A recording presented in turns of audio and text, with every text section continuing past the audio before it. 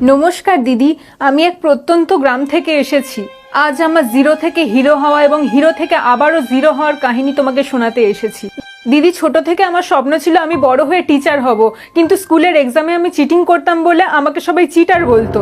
কিন্তু সেই চিটার কি করে টিচার হলো সেই গল্পই আজকে শোনাবো। দিদি, আমার অনেক কষ্টের জীবন ছিল। খাওয়ার জন্য ঘরে টাকা ছিল না, কারণ সব টাকা তো আমরা ব্যাংকে রাখতাম।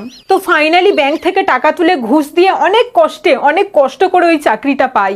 সবাই ভাবে যে ঘুষের চাকরিতে নাকি কষ্ট নেই, কিন্তু তারা তো জানে না ব্যাংকের লাইনে দাঁড়িয়ে অতগুলো টাকা তোলা কত যে কষ্টের।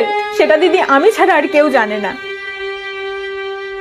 তারপর সেই লাখ লাখ টাকা নিজের ঘাড়ে করে বয়ে আনলাম দিদি। আবার সেই টাকা সারা রাত জেগে নিজে গুনে চেক করে নিলাম। দিদি, আপনি বলুন তো অতগুলো টাকা গুনতে কি কষ্ট হয় না? তারপরেও লোকে বলবে আমি নাকি ফোকটে চাকরি পেয়েছি। না ভাই, ফোকটে না, আমাকেও কষ্ট করতে হয়েছে। রাত জেগে তোমরা যেমন বই পড়েছো, রাত জেগে আমাকেও টাকা গুনতে হয়েছে। তো দিদি, তারপর অনেক লড়াই করার পর আমি চাকরি পাই। সেদিন আমি অনেক খুশি হয়েছিলাম। অনেক কষ্ট করলে যে কেষ্ট মেলে সেটা আমি প্রমাণ করে দিয়েছি দিদি, প্রমাণ করে দিয়েছি। যে মেয়েটা উচ্চ মাধ্যমিকে দুবার ফেল করেছে, সেই মেয়েটা আজ উচ্চ মাধ্যমিকের স্টুডেন্টদেরকে পড়াচ্ছে। এটা যে কতটা গর্বে সেটা আমি বলে বোঝাতে পারবো না দিদি। আমি নিজে ইতিহাসে ফেল করেও স্টুডেন্টদেরকে ইতিহাস পড়িয়ে ঐতিহাসিক রেকর্ড গড়েছি। এই, তুমি নিজে ইতিহাসে ফেল করে আবার অন্যদেরকে ইতিহাস কি পড়াও? বলো তো পলাশীর যুদ্ধ কিভাবে হয়েছিল?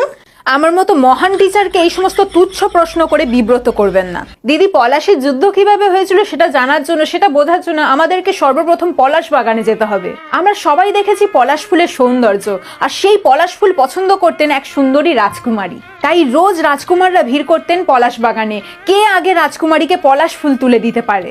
আর এই পলাশ ফুল নিয়ে রাজকুমারদের মধ্যেকার যুদ্ধকেই আমরা পলাশীর যুদ্ধ নামে জানি। আচ্ছা বলুন তো দিদি, রবীন্দ্রনাথ ঠাকুর নোবেল কেন পেয়েছিলেন? এটা কোন বাঙালি জানে না? দিদি, আমি একজন টিচার হয়ে এটুকু জানবো না? আসলে রবি ঠাকুর কদবেল একেবারেই পছন্দ করতেন না, এমনকি বেল ফুলও পছন্দ করতেন না। আর শুধু তাই নয়, কলিং বেল, সাইকেলের বেল, কোনো বেলই তিনি পছন্দ করতেন না। আর যেহেতু উনি কোনো বেলই পছন্দ করতেন না, তাই ব্রিটিশরা ওনাকে নো বেল দিয়েছিলেন। দিদি, এত জ্ঞান নিয়ে আপনি ঘুমান কি করে? আচ্ছা বলুন তো, তাজমহল কে বানিয়েছে? আমাদের তাজ হোটেল যে বানিয়েছে সেই তাজমহল বানিয়েছে। তাহলে তাজ হোটেল কে বানিয়েছে? তাজমহল যে বানিয়েছে। আচ্ছা বলুন তো, ঠান্ডা যুদ্ধ কবে এবং কেন হয়েছিল? ঠান্ডা যুদ্ধ কবে মানে? দিদি, ঠান্ডা যুদ্ধ তো প্রত্যেক বছরই হয়। প্রত্যেক বছর ঠান্ডার সময় স্নান করা নিয়ে আমাদের বাড়িতে যে যুদ্ধ হয় তাকেই আমরা ঠান্ডা যুদ্ধ বলে জানি।